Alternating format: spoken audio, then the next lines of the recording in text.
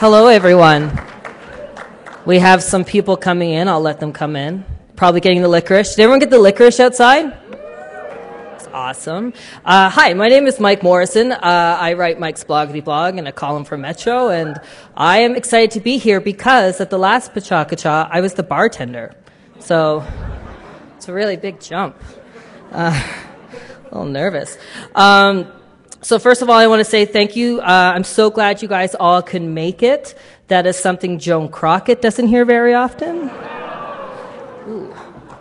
All right, we're good. Okay, good. Just testing the crowd. That was like the feeler joke.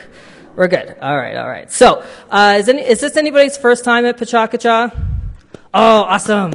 You guys are in for a treat. Actually, my first one was a year ago this month. So you guys are going to have a really great time. So for people who've never been here before, and for people who might have forgotten, because I was such a good bartender last time, tonight we have 10 presenters who will each show 20 slides. Each slide will stay up only 20 seconds, and that means each presentation will take just under 7 minutes. What's really exciting / terrifying is that the slides keep moving as the presenters talk. They don't get to slow them down or anything like that. So I have to hit a green button now. Yes. So tonight, in partnership with Calgary 2012, tonight's events launches Invest YYC. Was everyone at the Invest YYC presentation? Such a cool thing. I've already given my $10. You guys should have all gotten $10 tonight. So it's an exciting new crowdfunding and volunteer platform for cultural projects in Calgary and a legacy of Calgary's year as the cultural capital of Canada. I love saying that. Isn't that awesome? We'll be hearing more about it later on tonight. For those of you who really want to know more and are really impatient, there is more information in the lobby, but I suggest that you guys stick around. Perfect. Tonight's event is also presented as a part of Financial Literacy Month, which highlights the need for increased financial literacy in Canada, as well as programs, services, and tools that help Canadians make the best financial choices for themselves. For more information, please visit finlityyc.com. So FINLITYYC. Very important before we start our holiday shopping to figure out how much money you have. Right? All right. The theme of tonight's event is Invest. Did anyone wear a vest thinking it meant vests? No? All right. Making sure. Just making sure, guys. Our speakers include artists, educators, communicators, and more. Each will confront the theme of Invest in their own way. PechaKucha is also about building discussion, including providing opportunity to meet and socialize. So after the first 5 speakers, we'll all take a break, stretch our legs, head out over to the bar, the licorice, and chat and talk about the first 5 presenters, and then we'll come back in. And if you're on Twitter, please use the hashtag YYCPKN.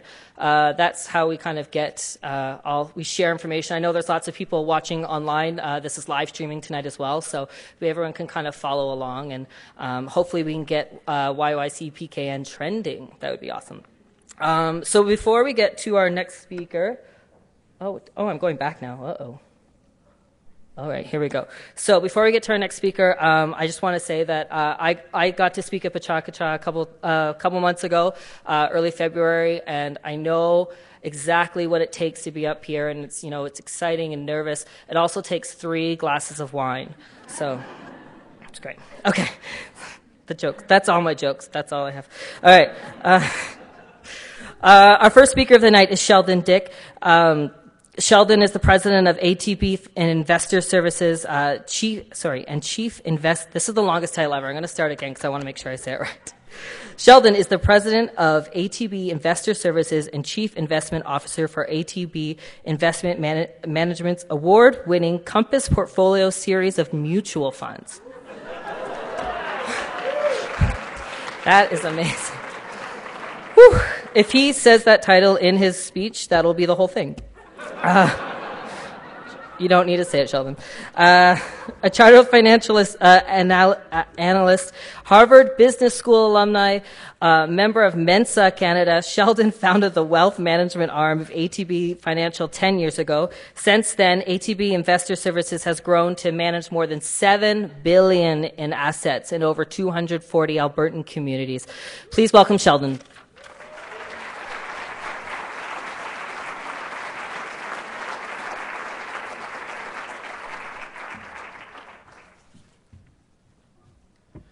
I promised not to reintroduce myself, and I broke the first rule. I only had 2 glasses of wine, so I hope I can still go.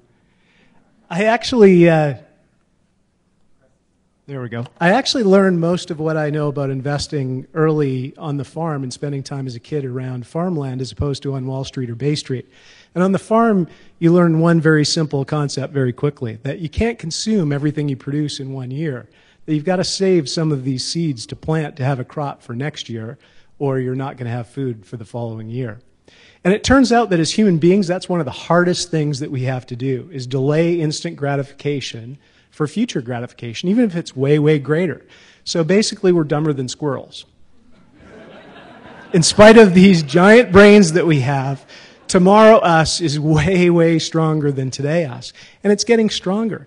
We used to save about 20% of what we produced, and then it was 10, and then it was 5, and then it was 2, and recently, we're actually spending all of what we produce and some of what we're going to produce in future years by borrowing. Squirrels would not be happy with the choices that we're making right now. And we need to think about that. I think a part of the reason why is we've been sold this bill of goods and believed it, that consumption is the way to happiness, and that more stuff, more things is the way that we're going to have, the greatest possible experience. And I'm not saying that the guy in the monastery on the right is my role model and what you should all become, but he may be closer to the formula than the girls on the left. And I'm not trying to sell you on a formula that is about buying into somebody else's routine or plan, but it's about how do we each create this plan for our own lives and invest in it to give us the happiest life that we possibly can. And what does that look like for each and every one of us? I spend a lot of my day, as the intro, alluded to, think about investment portfolios, where you think about all these different things that we can invest in. And it's like a recipe when you're cooking, that you combine things and somehow they turn out to be more than the sum of the parts. And what I've learned about investing as I've gone through my career, I've seen a lot of parallels to the other parts of our life. This is my life portfolio and the things that add up to the happiest life for me that I can possibly have. And it's very similar to an investment portfolio. There's things that need to combine together. There's things that compete against each other. And there's some of these categories that if you don't do a good job of them and you lose them, none of the other categories make sense anymore. Can money buy happiness? Well, it turns out if you have very little of it, it actually can. But as we get more and more of it, diminishing returns set in. The unhappiest people in our society are the kids of very, very wealthy families. Well, why is it? Our dream is to win the lotto, and yet it turns out that that would make most of us miserable. And the reason is we don't know how to invest money for the right purpose. And a big part of that is it's not about things and stuff. Experiences, a night out at the theater, for example, turns out to give us way more gratification than just more and more stuff that collects dust in our closet. And with 2 little boys, I can tell you how true that is. We're going to spend most of our waking hours doing whatever we do for work. And it's not just about money. It turns out that purpose is the most important part of whether we look back and enjoy our careers or don't enjoy our careers. And that's not somebody else's view of purpose. It's whether or not you think you did something that matters through all of your waking hours. I was asked many times early in my career, how did you generate career success so early and so fast? And I never tried. I never picked the highest paying job. I never picked the job that was going to give me the greatest title until now. I always invested in experiences and things that would help me learn about myself and what I was good at, because that's the key to career success, is understanding what you're good at. We only have one way to go through this journey of life, and that's in these weak, frail little vessels we call our body. And any of you that have ever struggled with your health will know exactly how much any of the rest of it means if you get that formula wrong. And yet we do. As a society, this is the greatest crisis that we face, is that we've lost the connection that we have very developed minds and very ancient bodies that we are not taking care of. The greatest risk for a child born today is obesity-related health illnesses, because we can't make good decisions and good investments. a sad state of affairs that we need to correct. We're meant to be active and play and exercise and sensitive to what we put into our bodies. But we're also very social. It turns out that connection to other people and community is the most important aspect of our lives. The greatest punishment that we eke out on somebody as a society is solitary confinement. That's how important social connections are. But it's also a process of investing, one that I had to learn the hard way, unfortunately. The late Dr. Stephen Covey said it's like an emotional bank account. If you think about the people that really matter in your life and how many deposits are you making versus withdrawals, think about the people that matter. Where is your emotional bank account with those individuals, and where is it going to go in the future? It's a trade-off between now and tomorrow. It's not about somebody else's plan for your life. It's just about stopping and taking the time to say, at the end of this journey, what do I want this experience to be like? What do I want the perfect life for me to have looked like and been a sum of? And starting with that as a plan. Because as the saying goes, if you aim at nothing, you will absolutely hit it. And a plan is a key to a good investment. You're going to be distracted along the way by lots of shortcuts. Get rich fast, get fit fast. I guarantee you the two people in that picture, it was a lot more about consistency and commitment than it was any little pill that they put in their mouth. And please remember that, because we've lost sight of that as a society. And that's the nature of investing. You don't have to do it alone. And in fact, you can't. You want to seek out great coaches, advisors, and people to help you. People to kick your ass when you need it, and to pick you up when you need that as well, and to teach you things along the way. Build a team around you in an ecosystem that helps you become a great investor in every part of your life portfolio. Don't try and do it alone. But it does come down to you. The next time you're faced with a choice in any of these categories, I ask you to think of this.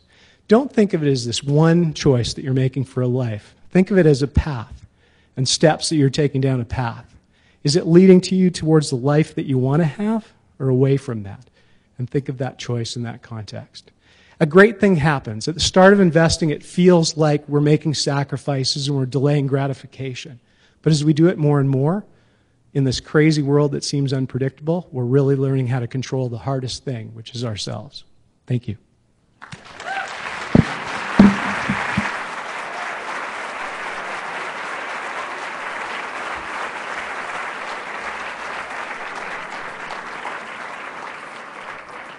Thank you very much, Sheldon. That for people who've never for people who've never seen PechaKucha is an example of the great things that you're going to see tonight.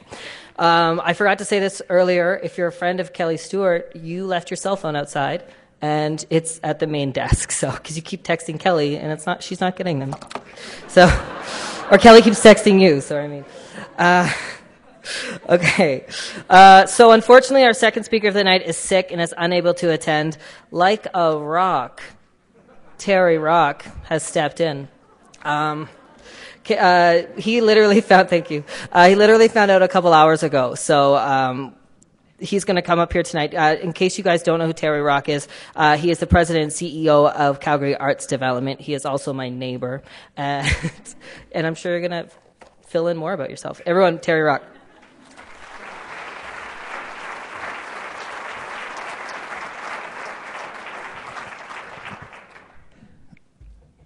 Where's the button? The green button? One button setup. This is advanced.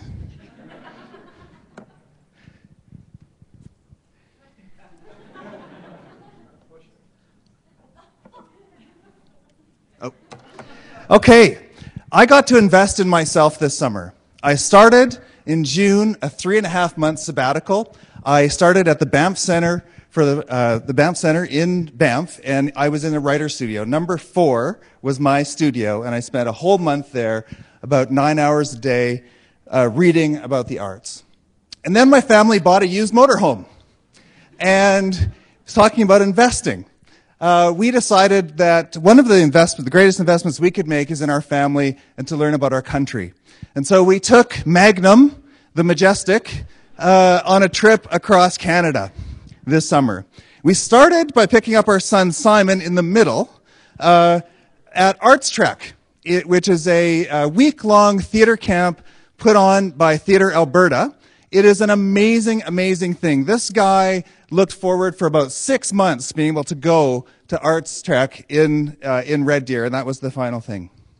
The other, that was an investment in our kids. This is my son Noah in Montreal, outside Habitat, the Expo 67 architectural thing. And what he said to me, architectural statement, this is the kind of thing that makes me want to be an architect.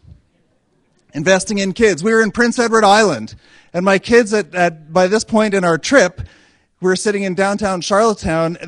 We'd seen kids perform every day that we were in Prince Edward Island. They started to feel like this might be a place that's investing in the next generation of artists. It was an amazing time in Prince Edward Island, seeing youth everywhere.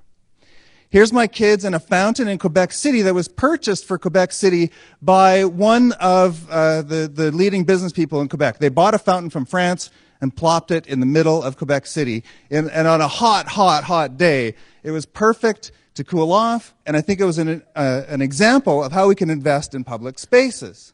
Investing in public spaces. If you look outside the Bow right now, the artist Plenza, this is in Chicago, created this piece of amazing public art in Millennium Park. We're about to get his giant head outside of the Bow in downtown Calgary.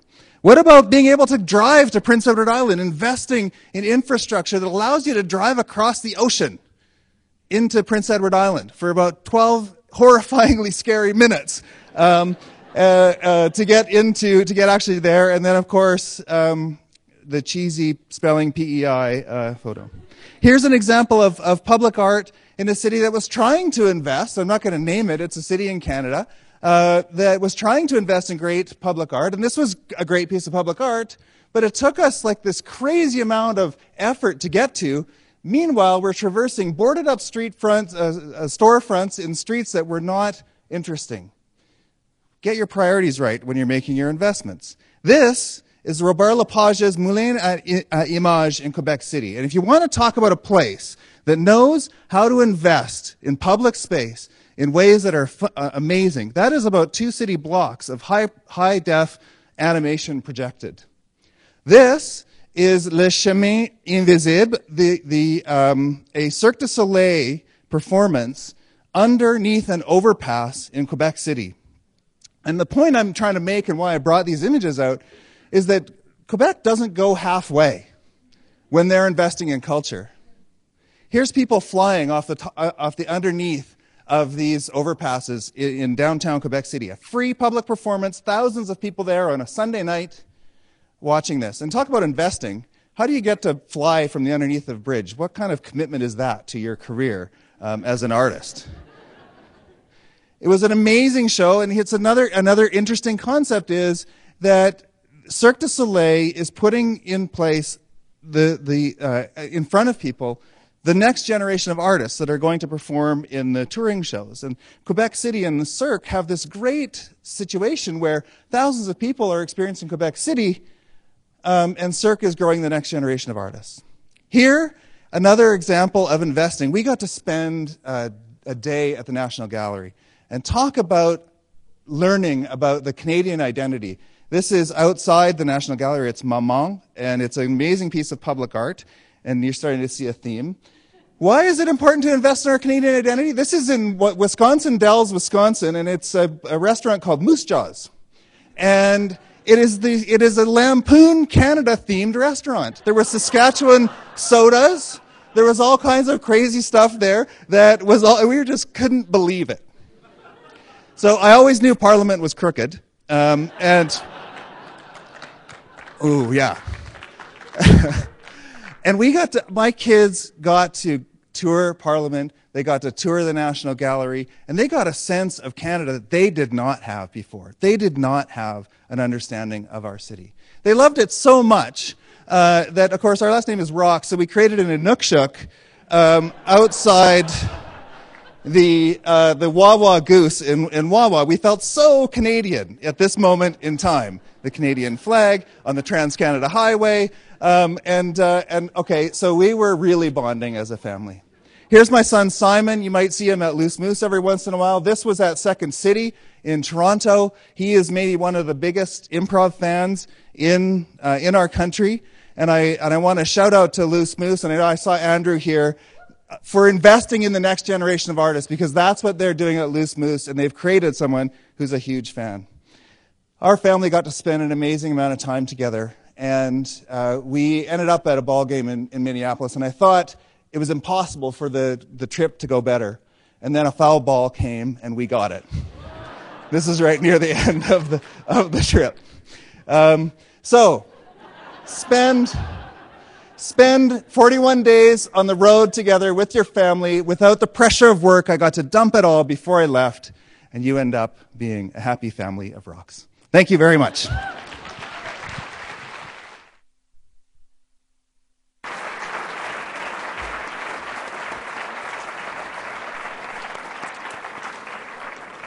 If you follow Terry on Instagram, you know that he left out the photo of Cape Breton's Lick-a-Chick. So, anyone know that restaurant? It's awesome. Woo! How are these people doing without cards? You're amazing. All right. Kari McQueen is a Calgary-based media artist, arts programmer, and administrator who has worked at N Media and co-founded the Calgary Underground Film Festival. Kari is currently operations director at Fairy Tales Presentation Society. Please welcome Kari McQueen.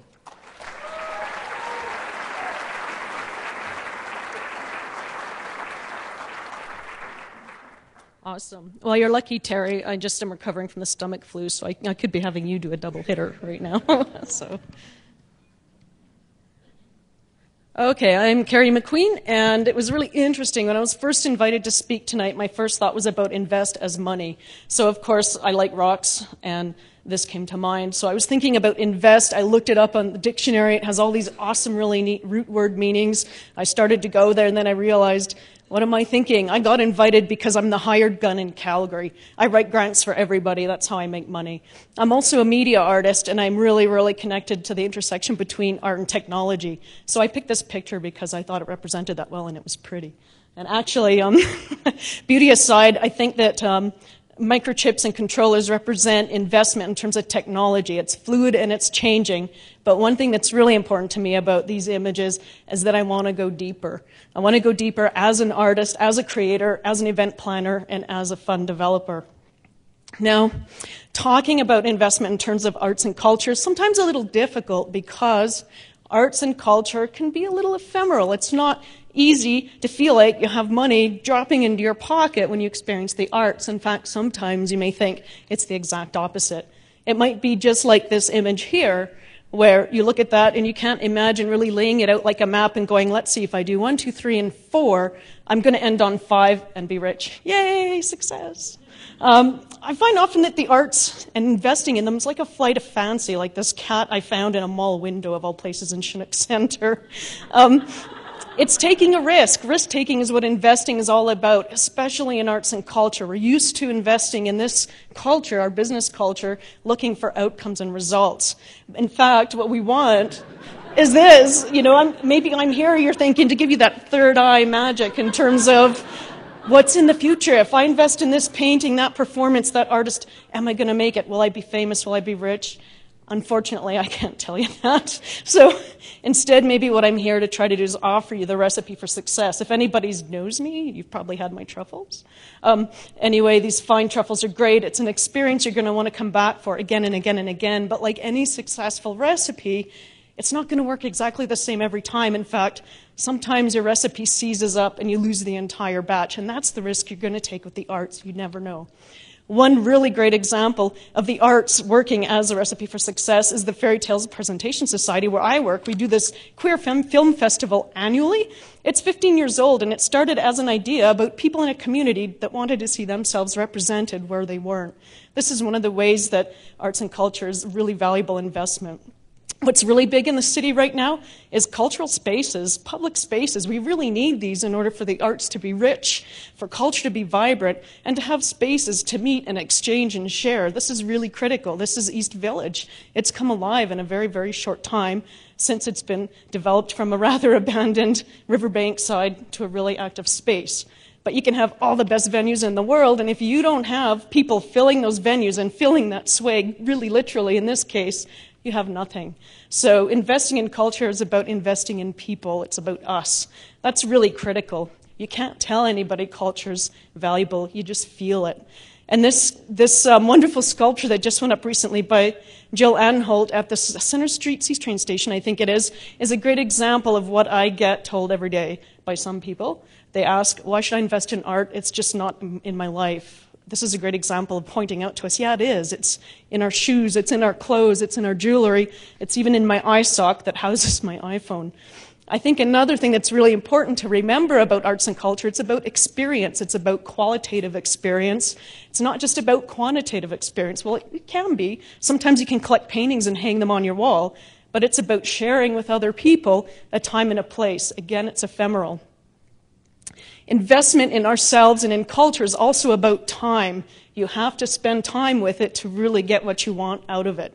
This is a screenshot of video happening on a computer.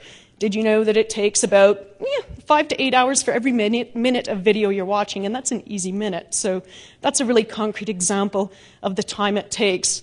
And investing in culture isn't just about my culture, it's about everybody's. This is Terence Houle with Urban Indian, and he's a great example of reminding us again about who we are, our culture, our art. It's with us every day, everywhere we go, whether it's dressed up in a performance or just with us when we go to the store to get a drink or some groceries.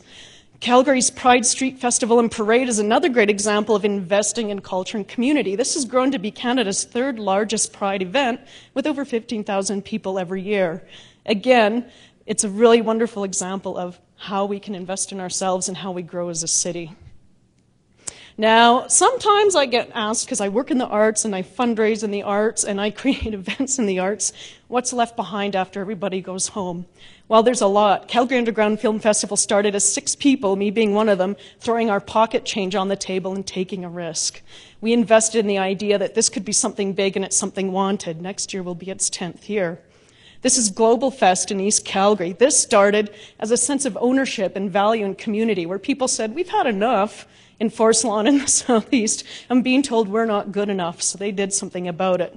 They put all those things on center stage that people would make fun of and not value, and it's now one of the keystone events of the year. And I think a really great example of investing in our city and in ourselves is, of course, the Calgary Stampede. Love or hate it, it's a fantastic 100-year-old case study of what can happen when you invest in one man's idea. We can see where that's taken us today. And on a last note, one thing to remember about the Stampede is that's not just who we are. We need to remember that sometimes the ideas that start small take a lot of energy, they take a lot of time, and they take a lot of investment from us. Sometimes we're going to have to carry those energies. So even if we're not riding the horse in the beginning, but carrying it on our shoulders, remember that that idea is going to go places, and it takes a lot of time to go and run with. Thank you.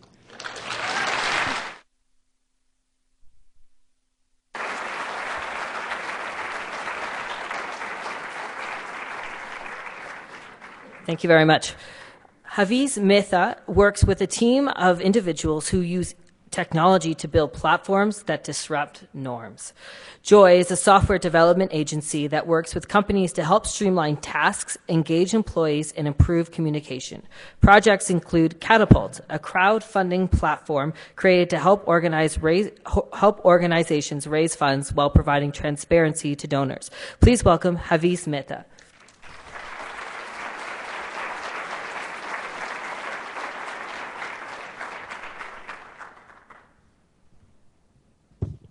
Thank you.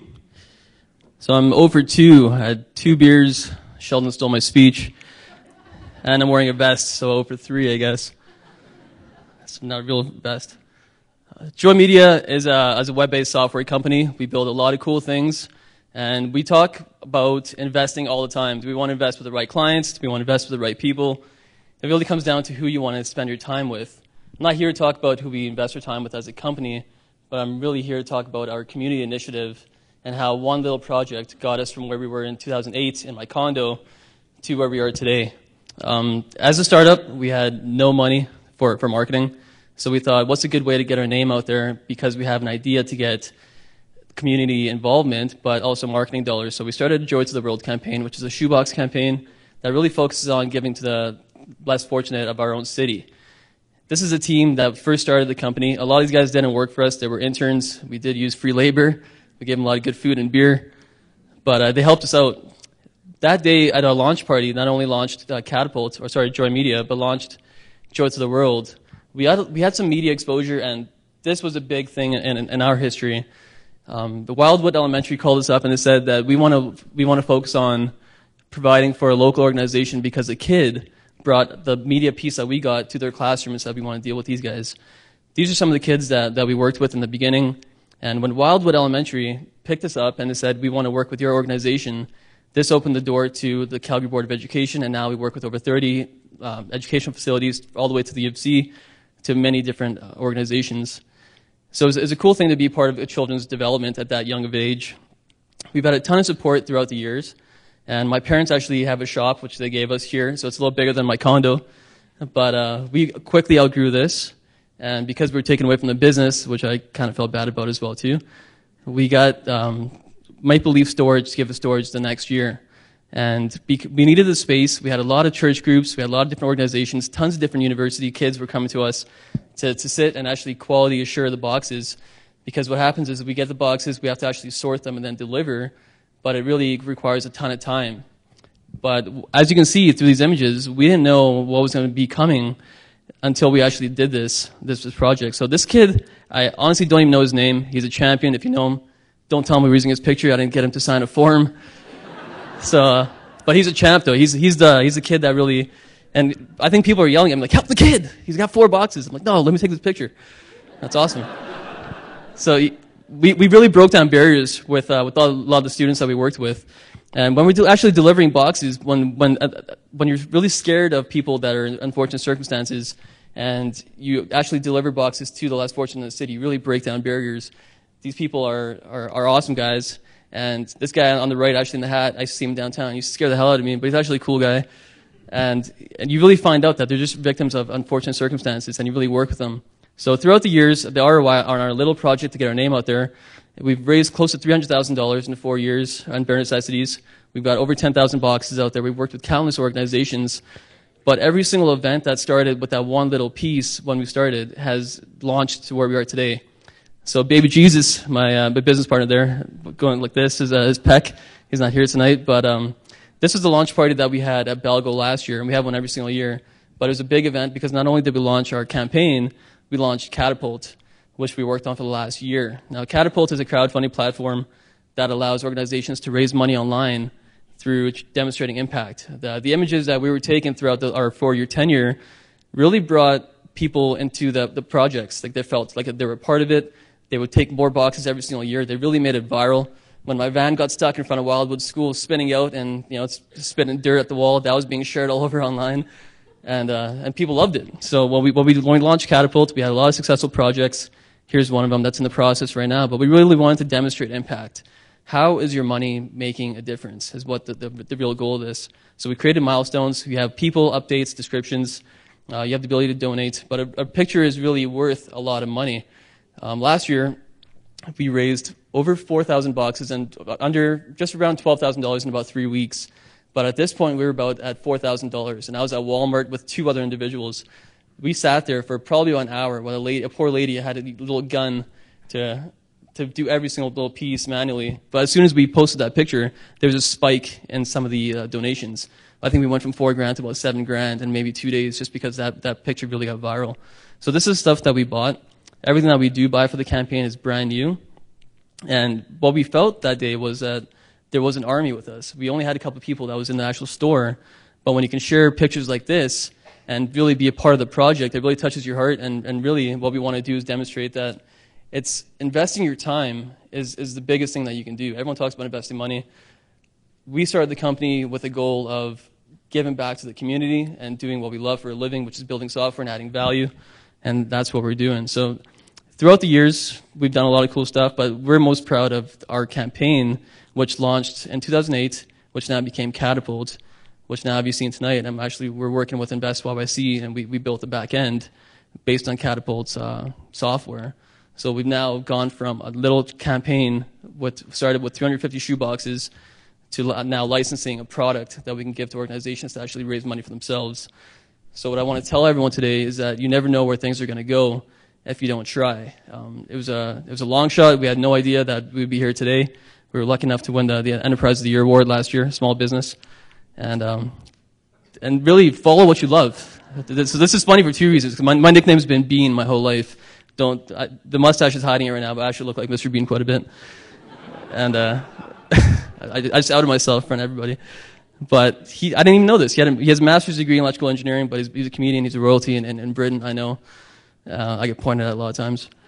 But that's it for me. I just want to say, if you really feel passionate about something and you really want to put your heart into it, you have no idea what small event can turn into something else, and who you're going to touch, and some of the impact that you can make within your community. So I'd like to thank Evans Hunt, Invest While I See, the whole Calgary 2012 crew. It's been a pleasure. Thank you very much.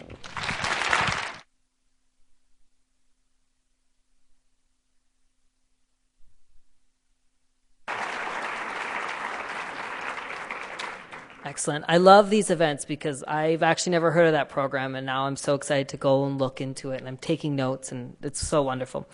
Our last presenter before the break is Calgary saxophonist Mark DeJong. Has over 20 years of professional experience as a musician, educator, composer, band leader, and sideman, which I looked up is different than a wig man. I didn't know that. All right. They're not all going to be funny, guys. You know, just going to try here. He holds a Master of Music degree from the prestigious jazz program at the Rutgers University in New Jersey, and his abilities have garnered recognition regionally, across Canada, and beyond the border. Recently, he co-founded the Calgary Creative Arts Ensemble. Please welcome Mark DeJong.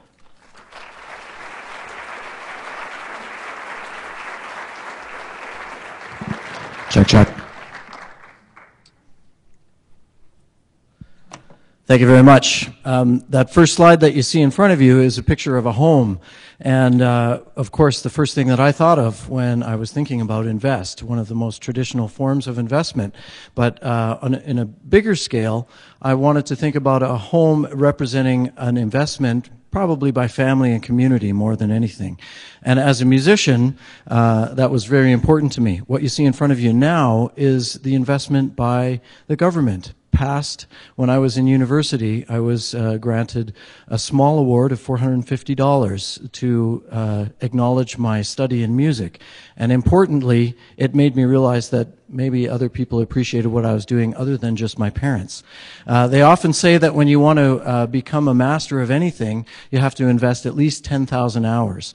And I'm sure it seemed like many more than that to my parents as I was practicing. But it is certainly more than just investment in what you do, but also investment by your community and family. After my initial experience with music, I realized I wanted to expand my knowledge. So that took me literally coast to coast. I went to Vancouver to immerse myself in jazz studies, and then across to the other coast to begin a master's in jazz studies in New Jersey. After I finished school, I realized that, unfortunately, you have to consider investing in more than just your own instrument. You need equipment in order to enable whatever it is that you want to do. And when you play in a band, sometimes it means that you have to invest in multiple instruments. And so it was a bit of a reality check, but it also forced me to confront the issue of investing in my own career. It's also important, I discovered, to invest in your environment. And you'll see that there's a number of things that I've invested in over the years, including records, which I'm sure many of us have, musical instruments, and maybe most importantly, a space in which to practice my chosen profession.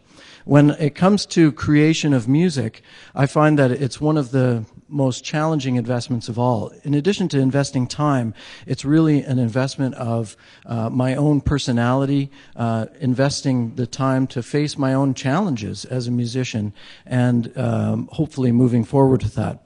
I'm not sure why this is a blank slide, but the statement there is a statement of when you've created something, I think it's a recognition of making a statement of yourself. It takes a little bit of courage, and so I enlisted the very capable skills of a fellow former Calgarian by the name of Rick Seelock, and he helped me in designing the art for my first CD recording. And one of the rewards of that investment, in addition to the music, which I'm very proud of, was a WCMA nomination for the Best Jazz Album when that CD came out.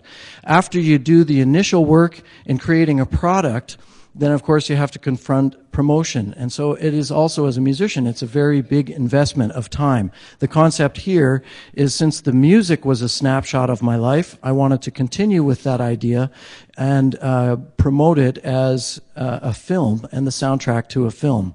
Following the concept of promotion, it's time to invest in finding your audience. In addition to travel, the opportunity to play in front of new audiences is a huge investment, and one which I really value as a musician. It's probably one of the most important things that I've taken from becoming a musician. After performing for people, you find that it's important to develop mentorship relationships. This is a band that I have as the resident faculty for a yearly workshop that happens at the Saskatchewan Jazz Festival, and we get to work with high school students who are budding jazz musicians. You see here many of these musicians sharing with the person in the middle, who is master drummer Joseph Ashong, and the aspect of sharing cultural experiences by putting down our instruments and learning about music that other cultures, different ways that they express their music without instruments but through body and song. I've been very fortunate to have occasional investments by different entities, and this one is one that I'm very proud of. I really got a random contact by Canada Council and an invitation to perform at the 2010 World Expo in Shanghai, and it's something that I wanted to acknowledge because I feel it was a significant investment by the Government of Canada. As musicians, we're constantly reinvesting our time in education for two reasons. Number one, when I encountered musicians performing for me in school, it made me think you could actually do it. And second, it's also an opportunity to invest in a future audience. When Calgary 2012 created the opportunity to invest in different projects, I was really excited by the opportunity, and I used it as a benchmark, or sorry, a platform to start the Calgary Creative Arts Ensemble. We didn't get funding. And as it turns out, it's been as much of a blessing as anything, because after we did all the work to apply, we realized that we had something that we really wanted to follow through with. And so that new initiative is the Calgary Creative Arts Ensemble. This is a photo of our first concert that we did at the National Music Centre to a sold-out audience. We've continued to develop the concept of the Calgary Creative Arts Ensemble throughout this past year. It's created 4 concerts, and the idea of elevation is something that musicians do as often as they can. They want to play with the best people possible. This person here is one of the greatest trumpet players currently living in the world, and we got to perform with him just a few weeks ago at Hope Lutheran. This photo here is an example of outreach and the invitation that was afforded me to participate in this evening, and also to be one of the original presenters in the Invest YYC concept. The concert that we do at Hope Lutheran is a representation of the many concerts that we do in different locations in Calgary. This last slide is a picture of my son, and I'm not sure if he's going to invest the time and energy in music, but I do know that if he does decide, I'm very encouraged to know that there's organizations like Invest YYC so that people in the future can invest in future artist projects. Thank you very much.